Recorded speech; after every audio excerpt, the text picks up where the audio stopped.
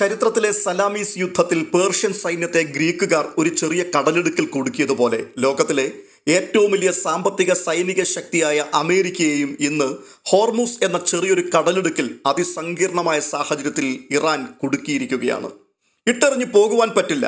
അത് ഏറ്റവും വലിയ നാണക്കേടാവും. യുദ്ധത്തിൽ പരാജയപ്പെട്ടു എന്നുള്ള ഖ്യാതിയായിരിക്കും സമ്മാനിക്കുക. അത് ഇത്രയുമൊക്കെ പണം മുടക്കി ഇറാനെ തകർക്കുവാൻ ഒരുമ്പിട്ടിറങ്ങിയിട്ടും എങ്ങും എത്തുവാൻ കഴിഞ്ഞില്ല. അതുകൊണ്ട് തന്നെ ഇനി മുൻപോട്ട് നീങ്ങിയാലും എവിടെയും എത്തും എന്ന് പ്രവചിക്കുവാനും കഴിയില്ല.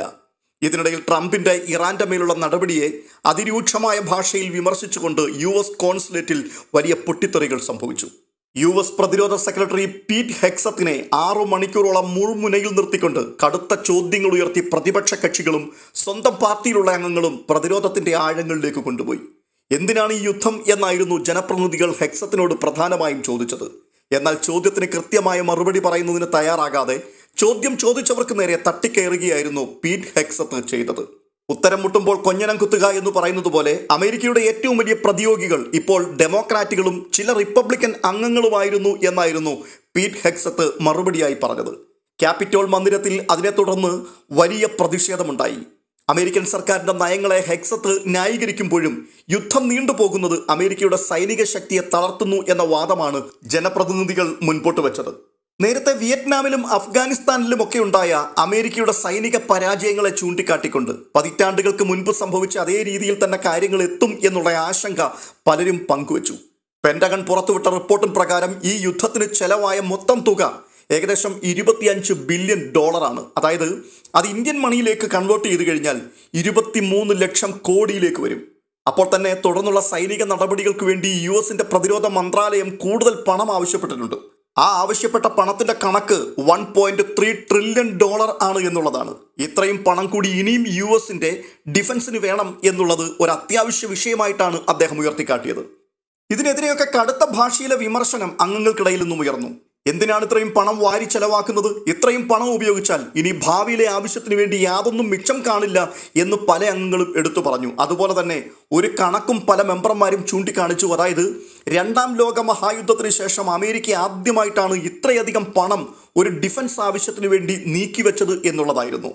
ഇതിനു മുമ്പ് വിയറ്റ്നാം യുദ്ധമാണെങ്കിലും ഇറാഖിലുള്ള യുദ്ധമാണെങ്കിലും അഫ്ഗാനിസ്ഥാനിലെ ഓപ്പറേഷൻ ആണെങ്കിലും അവിടെ ഒന്നും ഇത്രയും പണം വിനിയോഗിച്ചിട്ടില്ല. ഈ പണം എന്തിനാണ് ഇങ്ങനെ വാരി ചിലവഴിക്കുന്നത് എന്നുള്ള അംഗങ്ങളുടെ ആവർത്തിച്ചുള്ള ചോദ്യങ്ങൾക്ക് ഹെക്സത്ത് നൽകിയ മറുപടി പഴയ ആയുധങ്ങൾ മാറ്റി പുതിയ ആയുധങ്ങൾ സ്ഥാപിക്കുവാനും അതുപോലെ കൂടുതൽ വെടിക്കോപ്പുകൾ വാങ്ങുവാനും വേണ്ടിയായിരുന്നു എന്നുള്ളതാണ്. തുടർന്ന് അദ്ദേഹം പറഞ്ഞത് ഇറാൻ ഭരണകൂടം നടത്തുന്ന ആണവ നീക്കങ്ങളും അതുപോലെ പശ്ചിമേഷ്യയിലുള്ള അശാന്ത പ്രവർത്തികളും അത് അനുവദിച്ചു കൊടുക്കുവാനാവില്ല.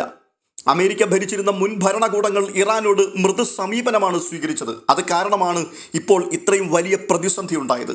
ആ ഒരു അവസ്ഥയാണ് ഞങ്ങൾ തിരുത്തിക്കുറിച്ചത്. മറ്റൊരു പുതിയ യുഗം പശ്ചിമേഷ്യയിൽ കുറിക്കുവാനാണ് ഞങ്ങൾ ശ്രമിക്കുന്നത്. ഇത്തരത്തിലുള്ള പല ന്യായീകരണങ്ങളായിരുന്നു അദ്ദേഹം നടത്തുവാൻ ശ്രമിച്ചത്. ചുരുക്കത്തിൽ അമേരിക്കയിൽ ട്രംപിന്റെ നടപടിക്കെതിരെ രൂക്ഷമായ എതിർപ്പുകൾ ഭരണപക്ഷത്തു നിന്നുൾപ്പെടെ ഉണ്ടായിക്കൊണ്ടിരിക്കുന്ന സാഹചര്യത്തിൽ ഇനി മുൻപോട്ട് നീങ്ങുക എന്നുള്ളത് ട്രംപിനെ സംബന്ധിച്ചിടത്തോളം വലിയ വെല്ലുവിളിയാണ്. പക്ഷേ അമേരിക്ക പോലെയുള്ള ലോകത്തെ ഏറ്റവും വലിയൊരു സൈനിക ശക്തിക്ക്, സാമ്പത്തിക ശക്തിക്ക് അങ്ങനെ തോറ്റു പിന്മാറാൻ പറ്റില്ല. ആ ഒരു പിന്മാറ്റം അക്ഷരാർത്ഥത്തിൽ ആത്മഹത്യാപരമാണ്. അതുകൊണ്ട് തന്നെ ഈ പ്രതിസന്ധികൾ ഉടനെയൊന്നും അവസാനിക്കാൻ സാധ്യതയില്ല എന്നും യുദ്ധനിരീക്ഷകർ വിലയിരുത്തുന്നുണ്ട്. ലോക ജനതയുടെ സമാധാന ജീവിതവും ആഗോള സമ്പദ് വ്യവസ്ഥയും സാധനങ്ങളുടെ ലഭ്യതയുമെല്ലാം നിർണ്ണയിക്കുന്നത് വെറും 33 കിലോമീറ്റർ മാത്രം വീതിയുള്ള ഒരു കടലിടുക്കാണ്, ഹോർമുസ് കടലിടുക്ക്. നിലവിൽ അതിപ്പോൾ ഏകദേശം അടഞ്ഞ നിലയിലാണ്. ഇവിടെ മിസൈലുകളെയും വെടിനിർത്തൽ ചർച്ചകളെയും ലോകം ഉറ്റുനോക്കുമ്പോൾ നമ്മൾ ശ്രദ്ധിക്കാതെ പോകുന്ന വലിയൊരു കെണിയുണ്ട്. യുദ്ധത്തിന് മുൻപ് പ്രതിദിനം 2.1 കോടി ബാരൽ എണ്ണ ഈ വഴി പോയിരുന്നുവെങ്കിൽ ഇന്നത് വെറും 10 ലക്ഷം ബാരൽ മാത്രമായിരിക്കുകയാണ്. ഈ 10 ലക്ഷം ബാരലുകളാകട്ടെ ഇറാൻ ഒളിച്ചു കടത്തുന്നതാണ്. ഇവിടെ ആഗോള സമ്പദ് വ്യവസ്ഥ താളം തെറ്റുകയാണ്. ബ്രന്റ് ക്രൂഡ് ഓയിൽ വില ബാരലിന് $180 ഉയരുമെന്നാണ് ഗോൾഡ്സ്മാൻ സാക്സ് പ്രവചിക്കുന്നത്. ഇറാൻ എണ്ണ ഉൽപ്പാദിപ്പിക്കുന്നുണ്ടെങ്കിലും അവർക്കത് പൂർണ്ണമായും കയറ്റുമതി ചെയ്യുവാൻ കഴിയാത്ത സാഹചര്യമാണ്. സംഭരണ കേന്ദ്രങ്ങൾ നിറയുമ്പോൾ അവർക്ക് ഉൽപ്പാദനം നിർത്തേണ്ടി വരും. ഇത് ഇറാന്റെ സമ്പദ് വ്യവസ്ഥയെ ശ്വാസം മുട്ടിക്കും. ഭൂരിഭാഗം വിശകലന വിദഗ്ധരും ഇറാനെയും അമേരിക്കയും മാത്രം നോക്കുമ്പോൾ യഥാർത്ഥ കളി നടക്കുന്നത് പാകിസ്ഥാനിലാണ്. ഇറാനുമായി അതിർത്തി പങ്കിടുന്ന വാഷിംഗ്ടണുമായി നല്ല ബന്ധമുള്ള പാകിസ്ഥാനാണ് ഇപ്പോൾ ഇരു വിഭാഗത്തിൻ്റെയും സന്ദേശങ്ങൾ കൈമാറുന്ന കൺട്രോൾ ചാനൽ. ആണവ വിഷയങ്ങളിൽ വിട്ടുവീഴ്ചയില്ലെന്ന ഇറാന്റെ റെഡ് ലൈൻ അമേരിക്കയ്ക്ക് കൈമാറുന്നത് പാകിസ്ഥാനാണ്. പാകിസ്ഥാനാണ് നിലവിലെ പ്രധാനപ്പെട്ട മധ്യസ്ഥന്റെ റോൾ വഹിക്കുന്നത്. പാകിസ്ഥാന്റെ ആഭ്യന്തര സ്ഥിരത തകർന്നാൽ ഈ നയതന്ത്ര പാലവും തകരും. ഇപ്പോൾ തന്നെ പാകിസ്ഥാൻ സാമ്പത്തികമായി വലിയ പ്രതിസന്ധി നേരിട്ടുകൊണ്ട് നിൽക്കുകയാണ്. ഈ ഒരു അവസ്ഥയിൽ എത്ര നാൾ അവർക്കിനി പിടിച്ചു നിൽക്കുവാൻ കഴിയും എന്നുള്ളത് പ്രധാനപ്പെട്ട ഒരു പ്രശ്നമാണ്. അങ്ങനെയുള്ള സാഹചര്യത്തിൽ എങ്ങുമെത്താത്ത ഈ മധ്യസ്ഥ ചർച്ച അതിന് എത്ര നാൾ അവർക്ക് തുടർന്നു കൊണ്ടുപോകാൻ കഴിയും എന്നുള്ള ചോദ്യത്തിന് ആര് മറുപടി പറയും എന്നുള്ളതാണ്. പശ്ചിമേഷ്യയുടെ ഭൗമ രാഷ്ട്രീയ ഭൂപടത്തിൽ യുദ്ധത്തിന്റെ കാർമേഘങ്ങൾ എന്നത്തെക്കാളും അധികം കടുപ്പത്തിൽ വീണ്ടും ഉരുണ്ടുകൂടുകയാണ്. കേവലം സൈനിക നീക്കങ്ങൾക്കപ്പുറം സാമ്പത്തിക തന്ത്രങ്ങളും ഊർജ്ജ യുദ്ധമുറകളും അരങ്ങ് തകർക്കുന്ന ഈ സാഹചര്യത്തിൽ Iran vice president Ismail Sahab എസ്ഫഹാൻ നടത്തിയ ഒരു പ്രസ്താവന ലോകരാജ്യങ്ങളെ ഞെട്ടിച്ചിരിക്കുകയാണ്.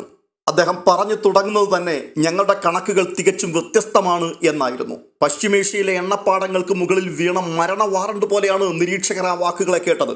അമേരിക്കയുടെ ഉപരോധം മൂലം ഇറാന്റെ എണ്ണക്കിണറുകൾക്കോ പൈപ്പ് ലൈനുകൾക്കോ എന്തെങ്കിലും നാശനഷ്ടങ്ങൾ സംഭവിക്കുകയാണെങ്കിൽ അമേരിക്കയെ പിന്തുണയ്ക്കുന്ന രാജ്യങ്ങളുടെ എണ്ണ ഇൻഫ്രാസ്ട്രക്ചറിനുമേൽ അതിന്റെ 4 ഇരട്ടി നാശനഷ്ടം ഞങ്ങൾ വരുത്തുമെന്നായിരുന്നു. അതായത് ഒരെണ്ണക്കിണറിന് 4 എണ്ണക്കിണറുകൾ എന്ന ഭീകരമായ സമവാക്യം. അമേരിക്കയുമായി നേരിട്ട് ഏറ്റുമുട്ടുന്നതിന് പകരം അവരെ പിന്തുണയ്ക്കുന്ന ഗൾഫ് രാജ്യങ്ങളുടെ ഊർജ്ജ മേഖലയെ തകർക്കുക എന്ന തന്ത്രപരമായ നീക്കമാണിത്. അമേരിക്കയ്ക്ക് വലിയ നാശനഷ്ടമുണ്ടാക്കുവാൻ ഇറാന് സാധിച്ചില്ലെങ്കിലും അമേരിക്കയുടെ സഖ്യകക്ഷികളെ തകർക്കുന്നതിലൂടെ വാഷിംഗ്ടനെ സമ്മർദ്ദത്തിലാക്കാം എന്ന് ടെഹ്റാൻ കണക്ക് കൂട്ടുന്നു. അദ്ദേഹത്തിന്റെ ഈ കടുത്ത പ്രതികരണത്തിന് ആധാരമായി മാറിയത് ട്രംപ് ഫോക്സ് ന്യൂസിന് നൽകിയ ഒരു അഭിമുഖമാണ്.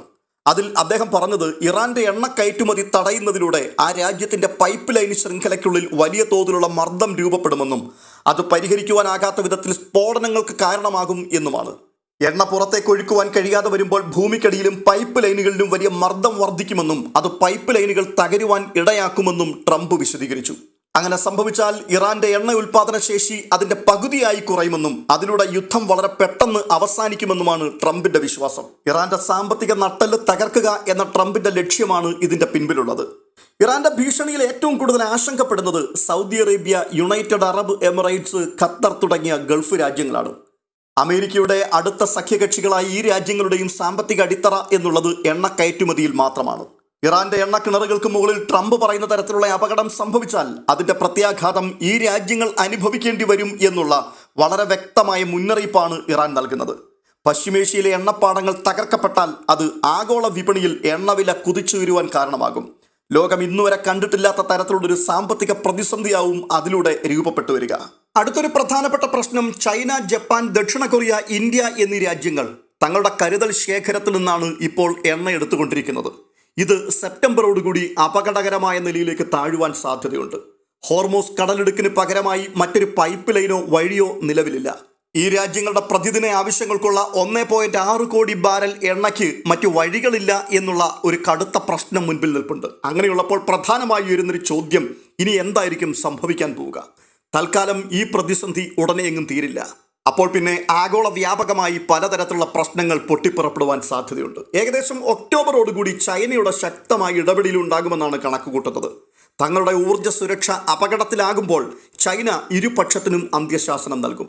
അങ്ങനെ സംഭവിക്കുമ്പോൾ 2027 ആരംഭഘട്ടത്തോടുകൂടി ഒരു അനൗദ്യോഗിക കരാറിലൂടെ എണ്ണ നീക്കം ഭാഗികമായി പുനരാരംഭിക്കുവാൻ കഴിയും. പക്ഷേ ഇത് പൂർണ്ണമായ സമാധാനം കൊണ്ടുവരികയില്ല. മറിച്ച് ഇരുപക്ഷവും തങ്ങളുടെ മുഖം രക്ഷിക്കുവാൻ നടത്തുന്ന ഒരു വിട്ടുവീഴ്ച മാത്രമായിരിക്കും. ഇതിനിടയിൽ കഴിഞ്ഞ ആഴ്ച ഇറാന്റെ വിദേശകാര്യമന്ത്രി അബ്ബാസ് അരാക്ചി റഷ്യയിലെ സെന്റ് പീറ്റേഴ്സ്ബർഗിൽ വ്ളാഡിമിർ പുടിനുമായി നടത്തിയ കൂടിക്കാഴ്ച അത് വളരെ പ്രാധാന്യമർഹിക്കുന്നതായിരുന്നു. പുറത്തുവരുന്ന റിപ്പോർട്ടുകൾ അനുസരിച്ച് കഴിഞ്ഞ 60 ദിവസത്തെ യുദ്ധത്തിനിടയിൽ അമേരിക്കൻ സഖ്യകക്ഷികൾക്കോ മധ്യസ്ഥർക്കോ അമേരിക്കയുടെ ഭാഗത്തു നിന്ന് ലഭിക്കാത്ത ഉറപ്പുകളാണ് പുടിൻ ഇറാന് നൽകിയത്. ഇറാന്റെ താൽപ്പര്യങ്ങൾ സംരക്ഷിക്കുവാൻ റഷ്യ എന്തും ചെയ്യുമെന്നും ഇറാന്റെ പോരാട്ടത്തെ താൻ അഭിനന്ദിക്കുന്നുവെന്നും പുടിൻ പരസ്യമായി പ്രഖ്യാപിച്ചു. ഇത് വെറുമൊരു നയതന്ത്ര മര്യാദയല്ല, മറിച്ച് ഇറാനെതിരെ അമേരിക്ക ഏർപ്പെടുത്തിയിരിക്കുന്ന ഉപരോധം പിൻവലിക്കാത്ത സാഹചര്യത്തിൽ പുടിൻ പരസ്യമായി ഇറാന് പിന്തുണ പ്രഖ്യാപിക്കുകയായിരുന്നു. അരാക്ചിയുടെ ഈ ആഴ്ചയിലെ യാത്രകൾ ഇറാന്റെ അതിശക്തമായ 3 തന്ത്രങ്ങളെയാണ് വെളിപ്പെടുത്തിയത്. 1, പാകിസ്ഥാൻ അമേരിക്കയ്ക്കുള്ള സന്ദേശങ്ങൾ കൈമാറുവാൻ വേണ്ടിയുള്ള വളരെ ശക്തമായൊരു പാലമാണത്. 2, ഒമാൻ ഹോർമൂസ് കടലിടുക്കിന്റെ ഭൂമിശാസ്ത്രപരമായ കാര്യങ്ങൾ കൈകാര്യം ചെയ്യുവാൻ വേണ്ടിയുള്ള പിന്തുണ ഉറപ്പാക്കുവാൻ വേണ്ടിയുള്ള നീക്കമാണ് ഒമാനിലേക്ക് പോയതിൽ കൂടി സംഭവിച്ചത്. 3ാമത്തേതായിരുന്നു റഷ്യ. ഇറാനു വേണ്ടിയുള്ള റഷ്യയുടെ പിന്തുണ ഉറപ്പാക്കുവാൻ വേണ്ടി നടത്തിയ നയതന്ത്രപരമായ നീക്കം അവിടെ ഇറാൻ പൂർണ്ണമായും വിജയിച്ചു. പുടിൻ അരാക്ഷിയോട് പറഞ്ഞത്, ഇറാൻ ജനത തങ്ങളുടെ പരമാധികാരത്തിനു വേണ്ടി ധീരമായി പോരാടുന്നത് ഞങ്ങൾ കാണുന്നുണ്ട്. നിങ്ങളുടെ താല്പര്യങ്ങൾ സംരക്ഷിക്കുന്നതിന് വേണ്ടി ഞങ്ങൾ നിങ്ങൾക്കൊപ്പമുണ്ടാകും. തുടർന്ന് ഇനിയും ഇറാനെ സൈനികമായി ആക്രമിക്കാൻ പോയാൽ അത് വലിയ അപകടത്തിലാവും കലാശിക്കുക. ആ യുദ്ധത്തിൽ റഷ്യ ഇടപെടും എന്നും അദ്ദേഹം പരസ്യമായി പ്രഖ്യാപിച്ചു. അതേസമയം തന്നെ ചൈനയും മറുഭാഗത്ത് പിടിമുറുക്കിക്കൊണ്ടിരിക്കുകയാണ്. ഇറാനെതിരെ ഇനിയൊരു സൈനിക നീക്കത്തിന് തയ്യാറാവണ്ട എന്നുള്ള മുന്നറിയിപ്പ് ചൈന ട്രംപിന് നൽകിയിരിക്കുന്നതായിട്ടാണ് അറിയുവാൻ കഴിയുന്നത്.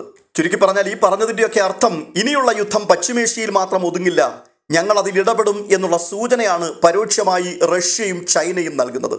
യുദ്ധം ആരംഭിച്ച സമയം മുതൽ ഇറാൻ US ബേസുകളിലേക്കൊക്കെ നടത്തിയ ആക്രമണം അത് കൃത്യമായി ഫലിച്ചതിൻ്റെ പ്രധാനപ്പെട്ട കാരണം ചൈനയുടെ നാവിഗേഷൻ സിസ്റ്റമായിരുന്നു. അതിനെ ഫലപ്രദമായി തടയുവാൻ അമേരിക്കയുടെ GPS കഴിഞ്ഞില്ല. ഇതൊക്കെ പകൽ പോലെ വ്യക്തമായ കാര്യങ്ങളായിരിക്കുമ്പോൾ തന്നെ ഇപ്പോൾ ചൈനയും റഷ്യയും ഒരു മധ്യസ്ഥന്റെ റോളിലല്ല പ്രത്യക്ഷപ്പെടുന്നത്, പകരം ഇറാന്റെ നയതന്ത്ര പങ്കാളികളായിട്ടാണ്.